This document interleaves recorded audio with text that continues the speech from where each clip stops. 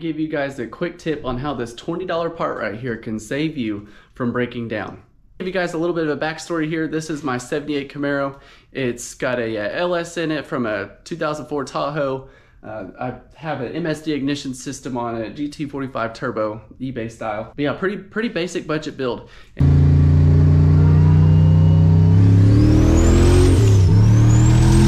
All right, so this one part, nobody talks about it. I think it is probably the most underrated part on your LS swap because it almost broke me down because I didn't have one on here, especially with the turbo. Naturally aspirated, not as big of a deal, but if you have a turbo, you freaking need this. So basically what happened was I was driving down the road with my dad, giving him a little test drive. We were getting into boost and going down the highway. All of a sudden, the car started acting funky right after getting on the highway.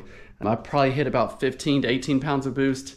It felt really good, pulled hard, and then all of a sudden it fell on its face and the car was running like shit. And it was actually kind of scary, so it would not come down off idle. It was idling really high. So I was coming off the highway, lost my brakes, had no brakes at all. So I had to put the pedal all the way to the floor just to get the car to stop. And it was revving high too. So it kept wanting to, they did not want to go under like 10 miles an hour. So it was revving, had no brakes. So I whipped into a Home Depot parking lot right off the highway and shut the car off.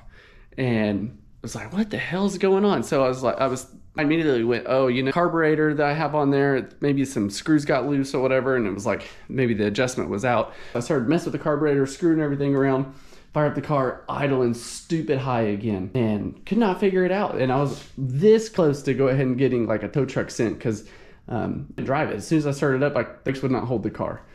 And right before I throw in the towel, I look down, I see one of my vacuum lines was blew off.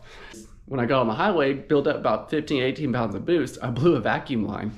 So when that vacuum line came off, all of a sudden I had no brakes. The car was idling high because it was getting its air from the vacuum line instead of the butterfly valves that couldn't shut off. So that's where this would have came into play. If I would have had this on the car, that wouldn't have happened because to make everything work, because you know you got vacuum lines going from your wastegate, from your blow off valve to this is a turbo 400, so it's got a vacuum line coming over there, vacuum line off the brake booster here. So I had all these vacuum lines. Let's see if I can grab one real quick.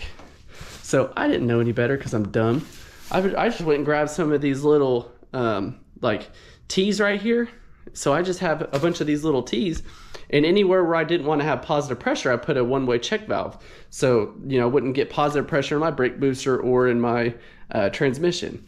But these little T's suck. They're terrible. And I mean, shit, I don't even know how many I had. When you have a turbo build, you gain a lot of freaking vacuum lines.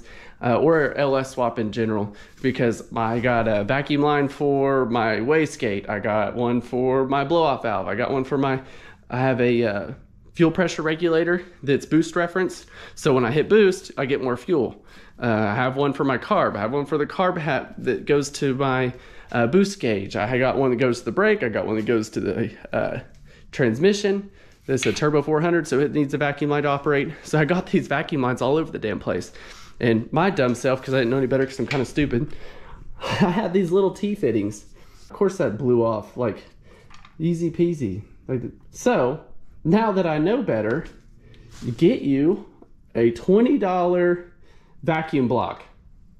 This is it. This will save your day. Don't do what I did. And then you have all your vacuum lines in one easy spot against the firewall. So if you do blow one off, you know which one it is. So this would have saved me, almost called a tow truck because of this, and damn near ran into somebody because I had no brakes, wasn't ready for it. Car was idling high, so it's just a bad combo. So go ahead and spend the 20 bucks now and get this. I'll put a description down below, helps out the channel. So hopefully this tip helps. I'm posting every day. I have a little challenge going on, go check that out. But figured I would go ahead and talk about this real quick. Later.